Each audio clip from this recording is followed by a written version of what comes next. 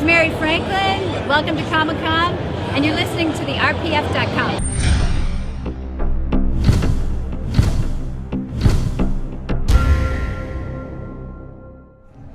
Hey, this is Star Wars Chick for the RPF.com, coming at you from Comic-Con 2011, and I'm here in the EFX booth. Hey, this is Star Wars Chick for the RPF.com, and I'm here with Gino, who is the art director and product developer for EFX. Thanks for talking with us, Gino. No problem.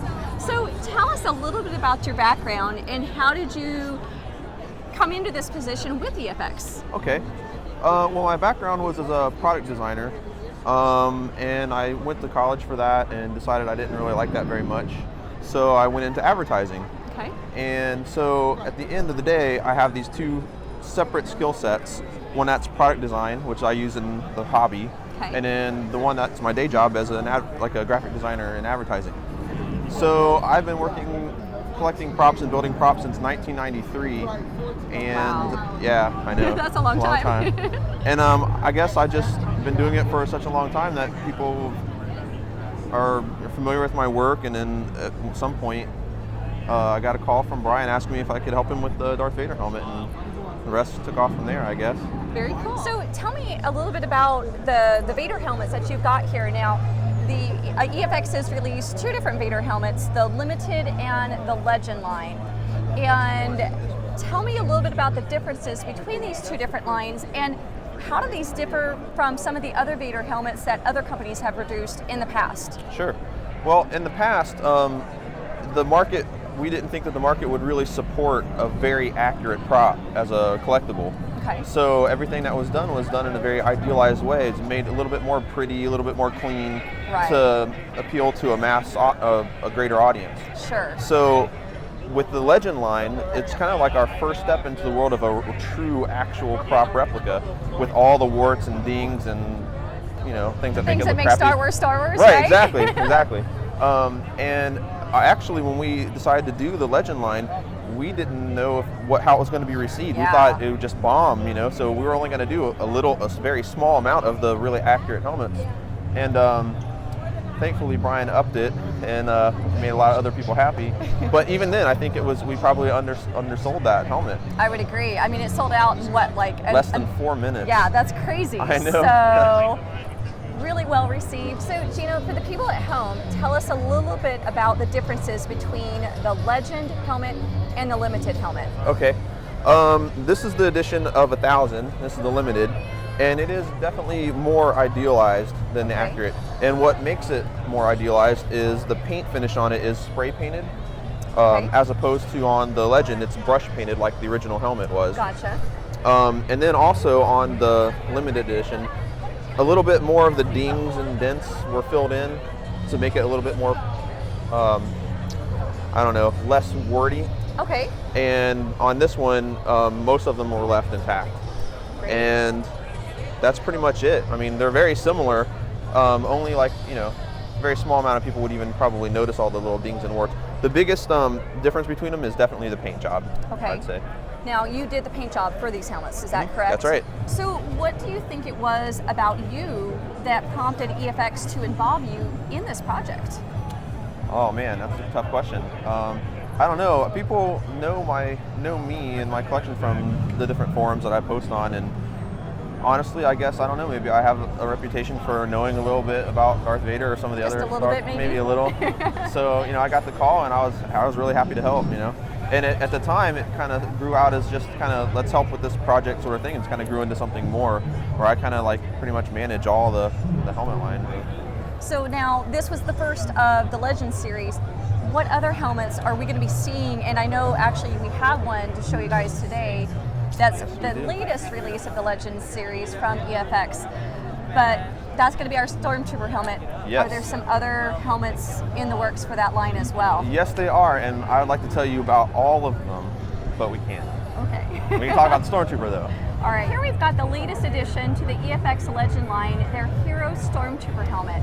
So Gino, tell me a little bit about this helmet. Sure. Well, as you know, EFX has already released the CE version of the Stormtrooper, and the CE was developed by laser scanning a helmet, outputting it, cleaning it up, and making it a bit more idealized. Gotcha. But the difference between that and this offering is that with the Legend line, everything comes directly from either real helmet or original molds. That's pretty cool. Yeah, so it's pretty crazy. It's just, you just can't get any closer than that, you know. So we actually had an original Hero Stormtrooper helmet. They only made 6 for the film, and one of them is in the archives, and it's incomplete. It's missing the visor. But then the one that this came from, it is actually an entire costume with the helmet. It's a complete suit, and cool. we got to take it apart and mold it to bring it out to the market. So it's pretty amazing. That's pretty cool. Yeah. So what are some of the differences between the Hero versus the stunt Stormtrooper helmet? Okay.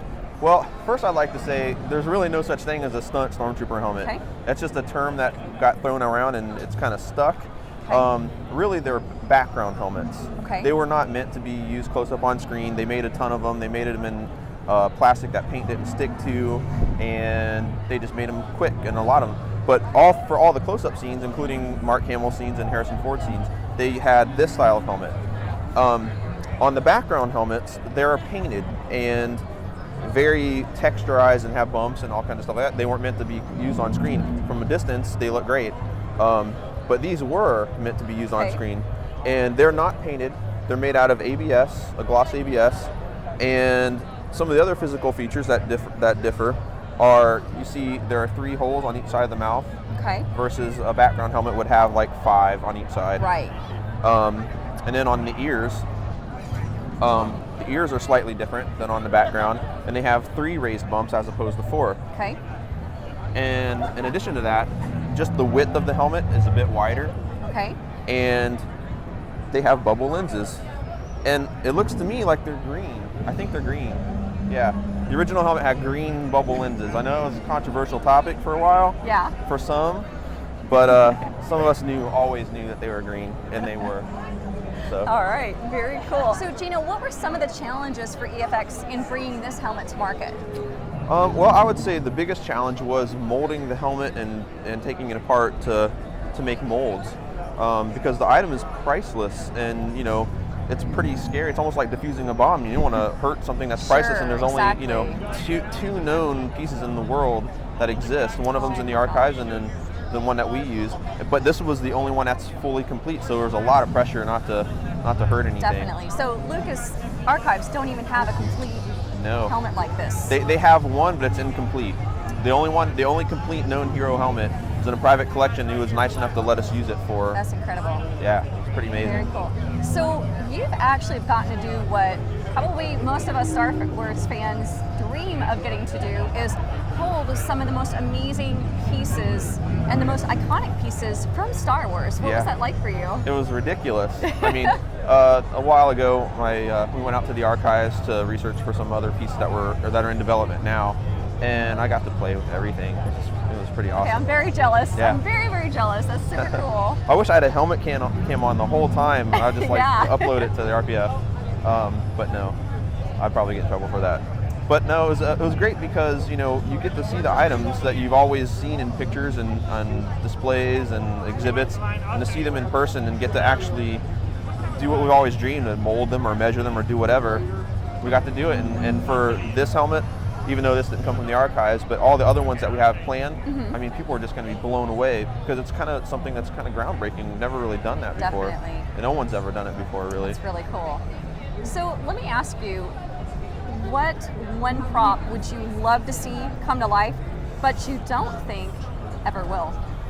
Well, before not too long ago, that would have been a very easy answer. But the way things are kind of going for us, I don't know if I can even answer that because I feel like we're going to be able to do a lot of things that we never thought we'd be able to do. So I don't know. Did you ever think you'd see something like this or the Vader helmet?